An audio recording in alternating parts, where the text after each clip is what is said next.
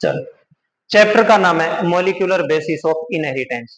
Inheritance का mean आप जानते हो कि जो कैरेक्टर्स होते हैं एक जनरेशन से नेक्स्ट जनरेशन में जो होते हैं, या फिर passing of characters from one generation to next generation is called inheritance. Inheritance के बारे में बताने के लिए सबसे पहले कोशिश की थी मेंडल साहब ने, यानी उन्होंने 1857 से लेकर 1865 तक आपको पता है पी प्लांट के ऊपर एक्सपेरिमेंट किए, और उन्होंने ये बताया कि ऐसी कोई स्पेशल स्ट्रक्चर्स होती हैं, वो स्ट्रक्चर्स कैरेक्टर को एक जनरेशन से दूसरी जनरेशन में ले जाने का काम करती हैं। उन स्ट्रक्चर्स को मेंडल साहब ने नाम दिया था फैक्टर्स, यानी ऐसे फैक्टर जो कैरेक्टर को एक जनरेशन से दूसरी जनरेशन में ले जाते हैं। लेकिन इन फैक्टर के बारे में वो कुछ भी एक्सप्लेन नहीं कर पाए कि ये जो फैक्टर जो होते हैं इनका क्या केमिकल कंपोजिशन होता है, किन किन चीजों से ये मिलकर के बने होते हैं, और एग्जैक्ट में कौन सा ऐसा जेनेटिक मटेरियल या ऐसा कौन सा मॉलिक्यूल है जो रियल में रिस्पॉन्सिबल है कैरेक्टर्स को नेक्स्ट जनरेशन में ले जाने के लिए। तो मेंडल के बाद लगभग 100 सालों तक इन चीजों के ऊपर रिसर्च चलते रहे, और रिसर्च चलने के बाद उन्होंने सबसे पहले जो है इस बात के बारे में पता चला कि जो जेनेटिक मटेरियल जो होता है वो होता है डीएनए।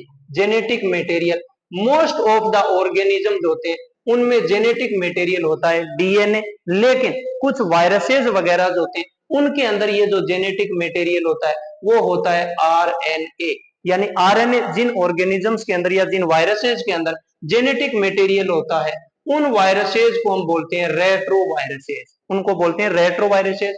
और रेट्रोवायरसेस क्यों बोलते हैं इसके बारे में हम आगे बात करेंगे, लेकिन डीएनए जो है वो केवल जेनेटिक मटेरियल की तरह कार्य करता है, और आरएनए जो है जेनेटिक मटेरियल के अलावा भी कई तरह के काम कर सकता है। जैसे इसके बारे में बात करें, सबसे पहले ये एज ए मैसेंजर काम कर सकता है जिसको हम mRNA बोलते हैं। इसके अलावा ये जो आरएनए जो है एक अडेप्टर की तरह भी काम कर सकता है जिसको हम tRNA बोलते हैं। इसके अलावा ये जो आरएनए जो है एक एंजाइम की तरह भी काम कर सकता है जिस एंजाइम को हम नाम देते हैं राइबोजाइम।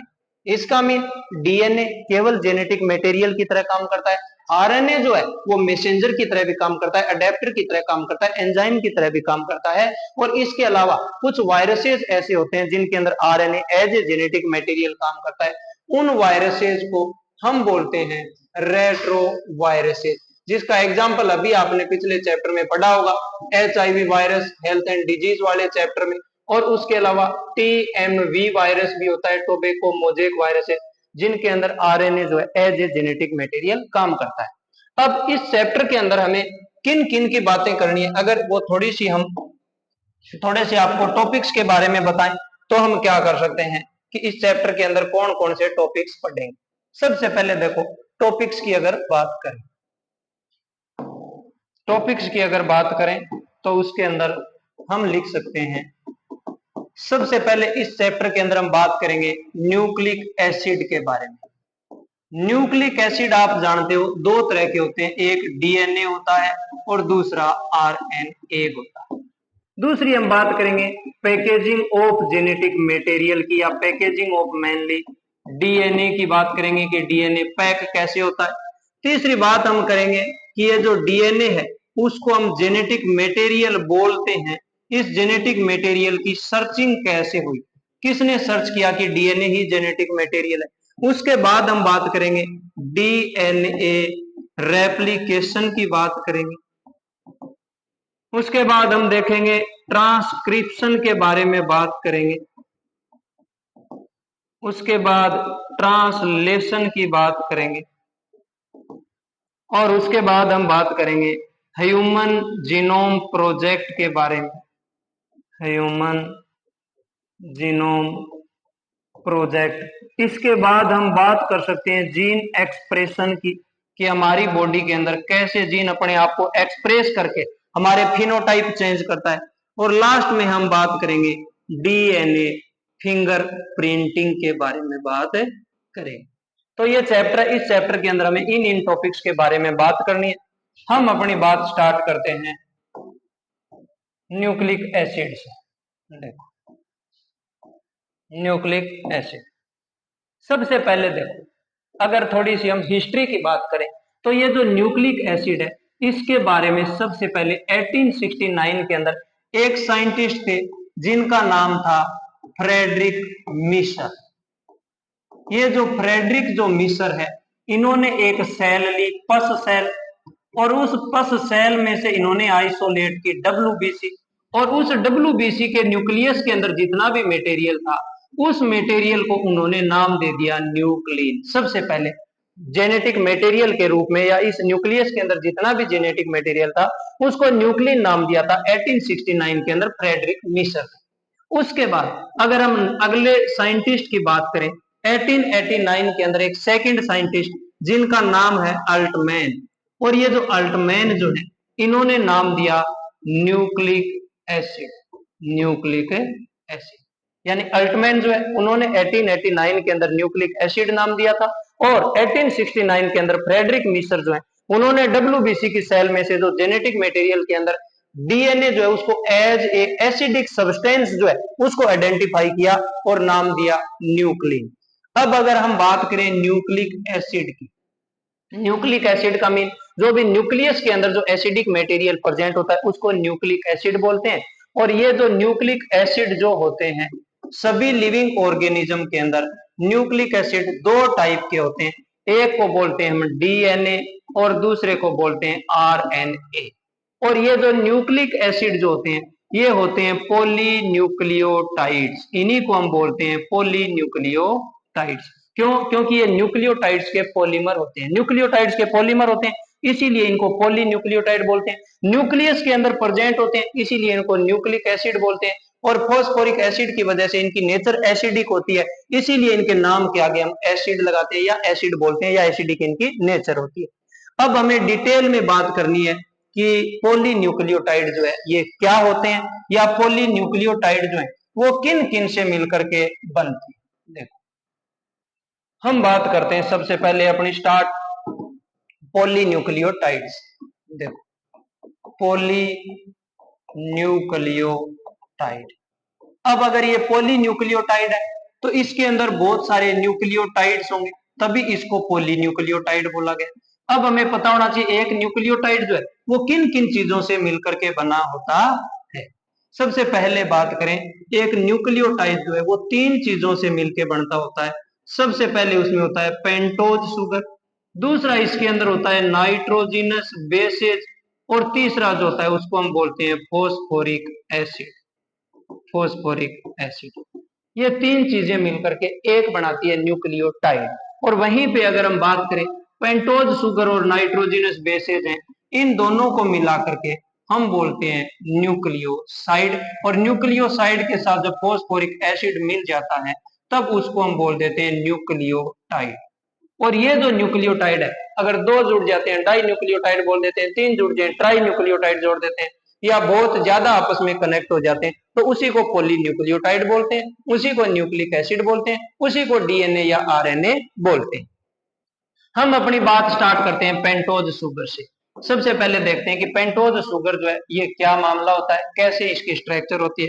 थोड़ी सी अगर हम बात करें पेंटोज शुगर, वैसे तो नाम से ही आपको पता चल रहा है कि ये जो पेंटोज शुगर होती है, इसके अंदर 5 कार्बन होते हैं।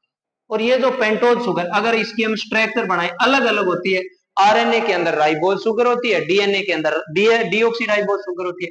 अगर इसकी हम स्ट्रक्चर बनाए इस तरह से, ये 5 कार्बन की एक स्ट्रक्चर होती है, और उसके अंदर यहाँ पे इस तरह से HOH HOH HOH, और ये जो पांचवा कार्बन जो होता है, ये इस रिंग से बाहर की तरफ प्रेजेंट होता है। यहाँ पे देखो, ये वाली जो शुगर जो है, इसको बोलते हैं राइबोज शुगर।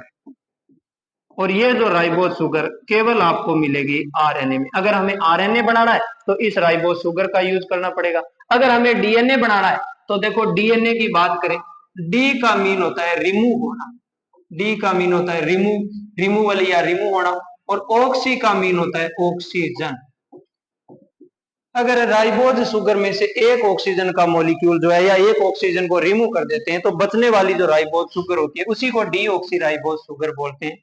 इसकी अगर हम थोड़ी सी स्ट्रक्चर बनाने की कोशिश करें, तो यहाँ पे इसके पास जो सेकंड कार्बन जो होता है, इसके पास से एक ऑक्सीजन जो है रिमूव हो जाता है, अकेला H बचता है, इसीलिए इसको हम बोलते हैं डीऑक्सी राइबोज शुगर। इसको हम बोलेंगे डीऑक्सी राइबोज शुगर, और ये जो डीऑक्सी राइबोज शुगर है ये हमें मिलती है डीएनए के अंदर।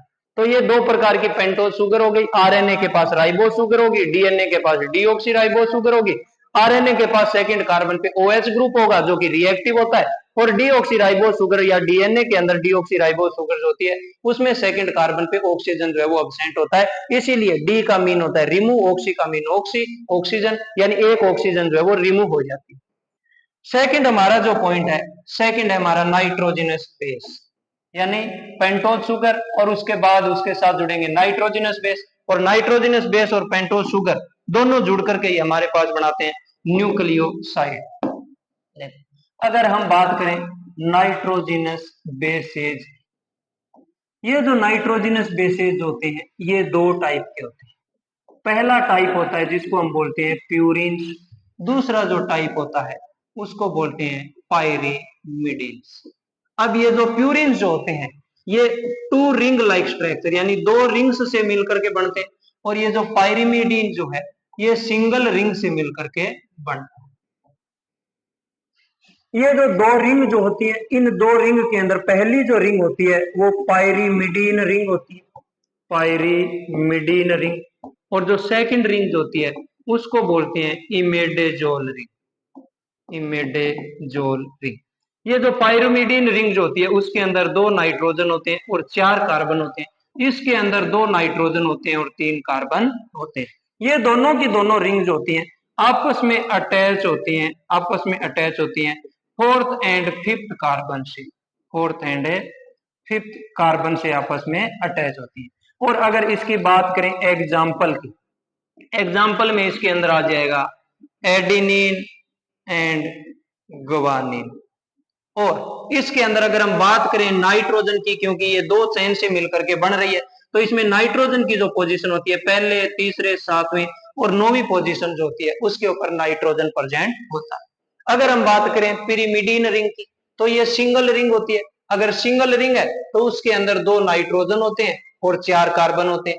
वहीं पे नाइट्रोजन की पोजीशन की बात करें तो पहली और तीसरी पोजीशन पे नाइट्रोजन पाई जाती है। और ये जो पिरिमिडीन जो रिंग है ये पेंटोज शुगर के साथ अटैच होती है वन वन ग्लाइकोसिडिक बॉन्ड से। इसकी हम आगे बात करेंगे कि कैसे बॉन्ड बनेगा, कहां बनेगा, कैसे बनेगा, बात करेंगे। लेकिन अभी आपको इतना याद रखना कि नाइट्रोजनस बेसेस दो टाइप के होते हैं, प्यूरिन्स एंड पिरिमिडिन्स। प्यूरिन्स जो होते हैं वो बड़े होते हैं, उसमें दो रिंग मिलकर के प्यूरिन्स बनाती है, वहीं पे पिरिमिडिन जो है उसमें सिंगल रिंग होती है। और ये जो दो रिंग होती है, पहली रिंग पायरिमिडीन होती है, दूसरी मेडेजोल रिंग होती है, इसमें इतने कार्बन नाइट्रोजन, ये बात आपने देख ली। और अगर इसके बात करें हम एग्जाम्पल की तो ये तीन टाइप का हो सकता है। पहली जो है वो साइटोसिन नाइट्रोजनस बेस, दूसरा जो होगा उसको हम बोल सकते हैं थायमीन, और तीसरा जो होगा उसको हम बोल सकते हैं यूरेसिल, यूरेसिल। ये जो तीन है ये तीन पिरिमिडिन होती हैं, और एडिनिन और ग्वानिन जो होती हैं वो होती हैं प्यूरिन्स। नेक्स्ट हम बात करेंगे फॉस्फोरिक एसिड की। अगर हम फॉस्फोरिक एसिड की बात करें तो देखो ये फॉस्फोरिक एसिड ही वो मॉलिक्यूल होता है जो हमारे डीएनए को एसिडिक नेचर प्रोवाइड करता है। और इसके साथ साथ अगर हम बात करें फॉस्फोरिक एसिड जिसका फॉर्मूला आप जानते हो H3PO4, और अगर इसको थोड़ा सा एक्सप्लेन करके लिखें तो इस तरह से इसकी जो है स्ट्रक्चर होती है, और ये ही वो मॉलिक्यूल होता है जो हमारे डीएनए को एसिडिक नेचर प्रोवाइड करता है। पहली बात तो ये कि डीएनए की एसिडिक नेचर जो है वो फॉस्फोरिक एसिड की वजह से होती है।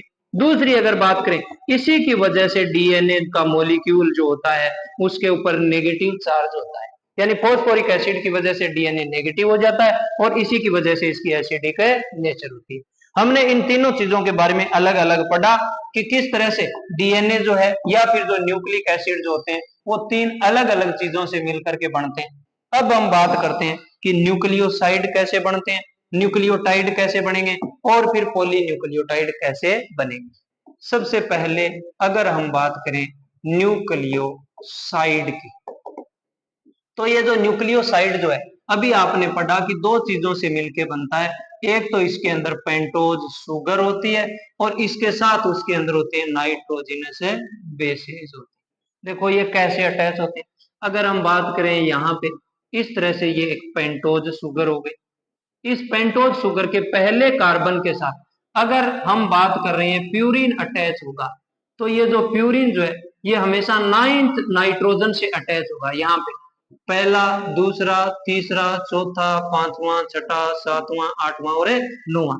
और आपने देखा था कि नाइट्रोजन जो है वो पहले, तीसरे, सातवें और 9वीं पोजीशन पे पाया जाता है या प्रेजेंट होता है। तो ये जो पेंटोज शुगर जो है, इसका यहाँ पे फर्स्ट कार्बन है, इसका second carbon, third carbon, fourth और फिफ्थ कार्बन जो है रिंग से बाहर होता है। तो यहाँ पे ये जो बॉन्ड बनता है पहले कार्बन और 9th नाइट्रोजन के बीच बनता है। इसी बॉन्ड को हम बोलते हैं ग्लाइकोसिडिक बॉन्ड। ग्लाइकोसिडिक बॉन्ड और नाइट्रोजन के साथ बन रहा है, इसीलिए इसको एन ग्लाइकोसिडिक बॉन्ड बोल देते हैं। और ये दोनों की दोनों चीजें हैं, ये दोनों की दोनों चीजें मिलकर के हम इसको बोलते हैं न्यूक्लियोसाइड। इसको हम बोलेंगे न्यूक्लियोसाइड। इसी के साथ अगर यहाँ पे लग जाए पिरिमिडिन, तो पिरिमिडिन का जो पहला नाइट्रोजन है वो इसके पहले कार्बन के साथ बॉन्ड बना लेता है। यहाँ पे ये जो बॉन्ड बनता है इसको बोलते हैं 1,9 ग्लाइकोसिडिक बॉन्ड। 1,9 glycosidic bond. अगर हम बात करें पिरिमिडीन की, तो उसकी स्ट्रक्चर इस तरह से बन जाएगी।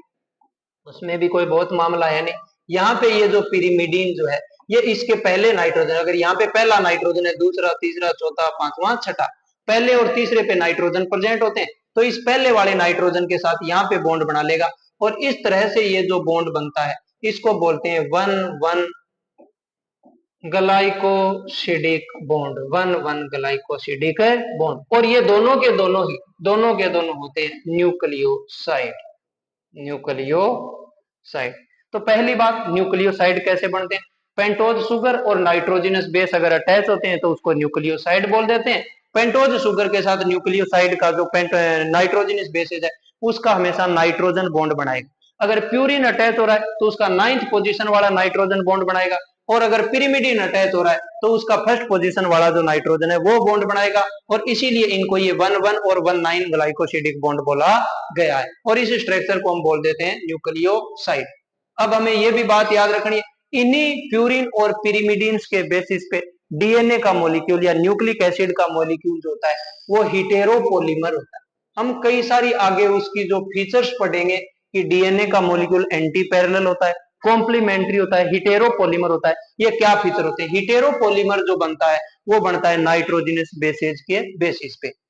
नेक्स्ट हम बात कर सकते हैं आगे, उसके बाद हम बात करेंगे कि न्यूक्लियोटाइड, ये था न्यूक्लियोसाइड। उसके बाद बात करेंगे कि न्यूक्लियोटाइड जो है वो क्या होता है और वो कैसे जुड़ करके बनता है। अगर हम बात करें न्यूक्लियोटाइड की, न्यूक्लियोटाइड अभी आपने देखा कि न्यूक्लियोसाइड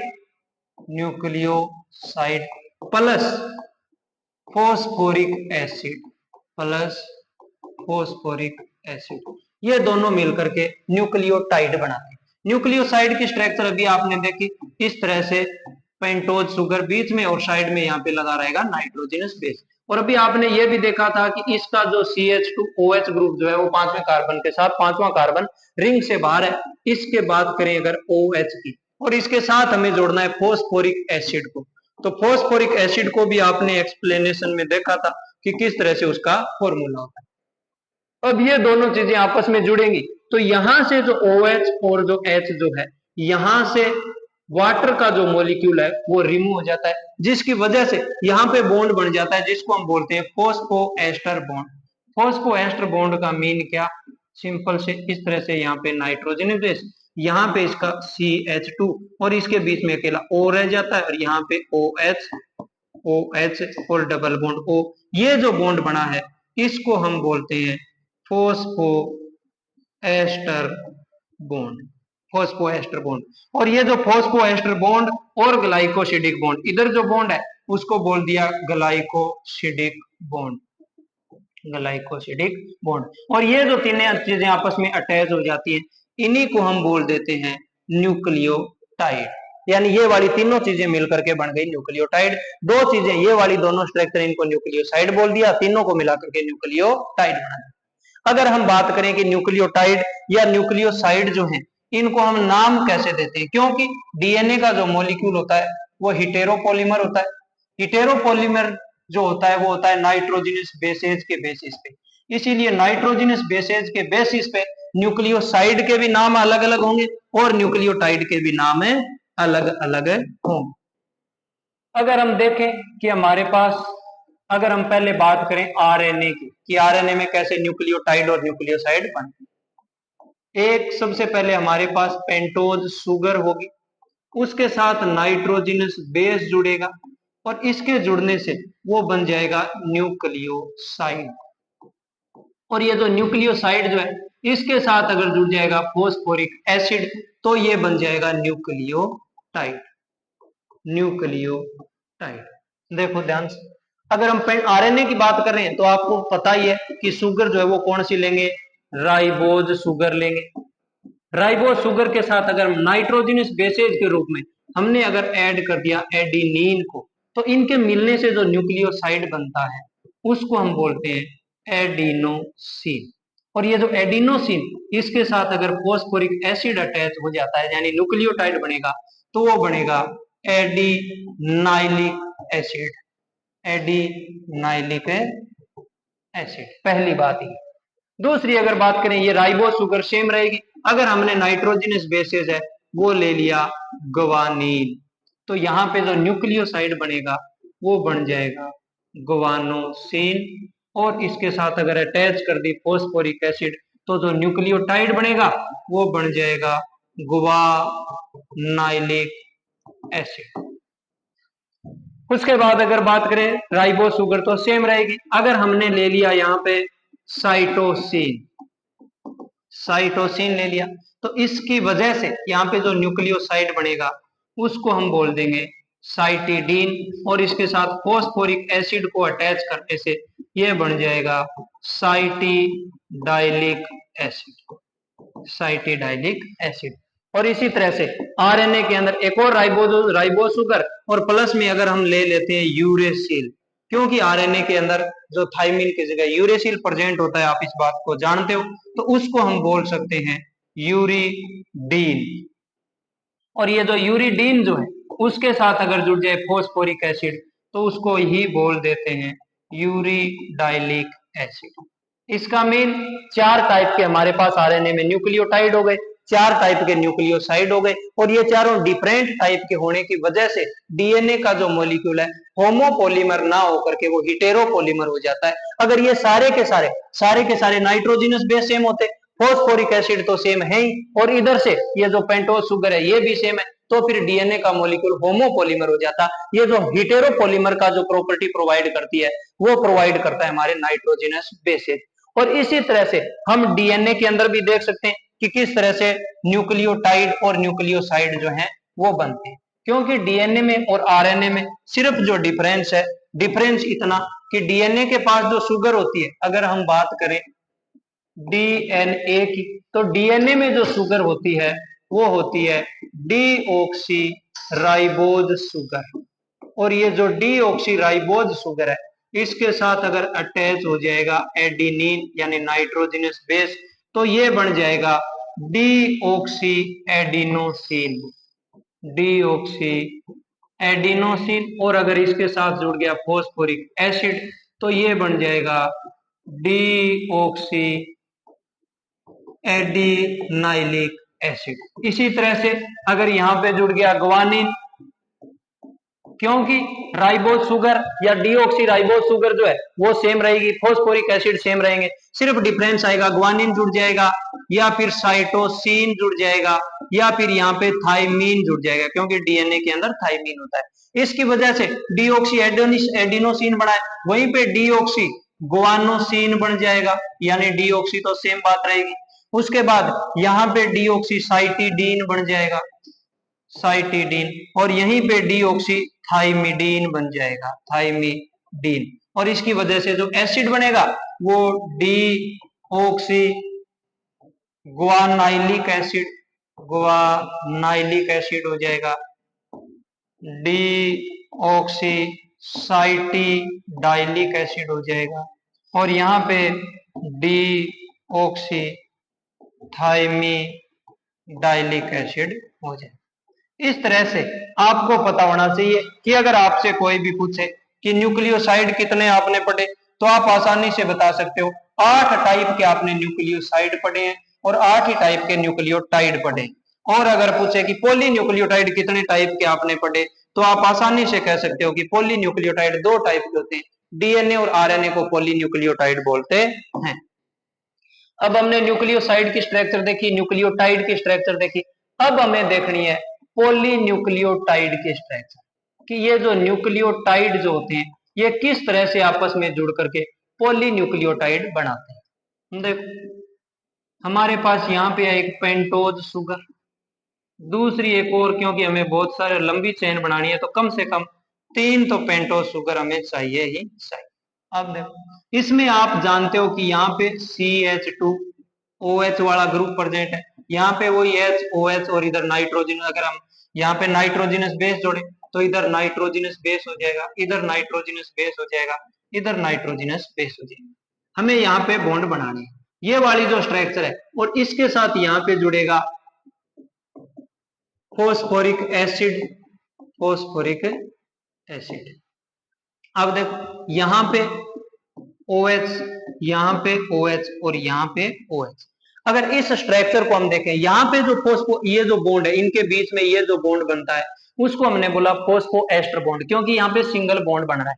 यहाँ पे ये जो फॉस्फोरस है इसका एक OH जो है इसके साथ यहाँ पे बॉन्ड बना लेगा, दूसरा जो OH जो है वो यहाँ पे जो CH2OH होगा, CH2OH, उस CH2OH के साथ यहाँ पे बॉन्ड बना लेगा, इसका मीन, और यहाँ पे एक OH इसका रह जाएगा, यहाँ पे डबल बॉन्ड और रह जाएगा। ये जो दो बॉन्ड बन रहे हैं, ये जो दोनों बॉन्ड बन रहे हैं इन्हीं को हम बोलते हैं phospho diester bond, phospho diester bond. और ये जो फॉस्फो डाइएस्टर बॉन्ड जो है यहाँ पे आपको डायरेक्शन जो है बड़ी इंपॉर्टेंट है, डायरेक्शन याद रखना कि ये जो पॉलीन्यूक्लियोटाइड जो बनते हैं, पॉलीन्यूक्लियोटाइड, इनकी जो डायरेक्शन होती है न्यूक्लियोटाइड्स की वो हमेशा होती है 5 डैश से 3 डैश एंड की तरफ। वहीं पे अगर हम बात करें फोस्फोडाइएस्टर बॉन्ड, फोस्फोडाइएस्टर जो बॉन्ड है इसकी अगर हम डायरेक्शन की बात करें तो आप आसानी से देख रहे हो यहाँ पे इसका ये 3 डैश एंड, ऊपर वाला 5 डैश, 3 डैश और 5 डैश एंड का मीन क्या होता है, first carbon, second carbon, third और फोर्थ कार्बन। अगर ये जो फॉस्फोरिक एसिड है इसका ये जो एक OH ग्रुप है इस वाले एंड पे हमेशा फ्री रहता है फिफ्थ कार्बन का, इसीलिए इसको बोलते हैं 5 डैश एंड। और ये जो चेन है भले ही कितनी ही लंबी हो जाए ये वाला जो OH ग्रुप है हमेशा फ्री रहेगा, थर्ड नंबर कार्बन वाला, इसीलिए इसको बोलते हैं 3 डैश एंड। और ये जो पॉलीन्यूक्लियोटाइड की जो डायरेक्शन होती है 5 डैश से 3 डैश की तरफ होती है, फॉस्फोडाइएस्टर बॉन्ड है उसकी डायरेक्शन की अगर बात करें तो ये होता है 3 डैश से 5 डैश की तरफ, फॉस्फोडाइएस्टर बॉन्ड की डायरेक्शन, ये आपको अच्छी तरह से याद रखना है। इस तरह से बहुत सारे न्यूक्लियोटाइड आपस में अगर अटैच हो जाते हैं तो उसको हम बोलते हैं पॉलीन्यूक्लियोटाइड। और हमारे पास जो डीएनए होता है उसके अंदर इस तरह की 2 चेन होती हैं, यानी ये तो सिंगल स्ट्रैंड हो गया और उसके बाद एक और चेन इस तरफ से बनेगी, इस वजह से डीएनए हमारा डबल स्ट्रैंडेड हो जाएगा। एक बार रोको, इतनी बात बहुत है।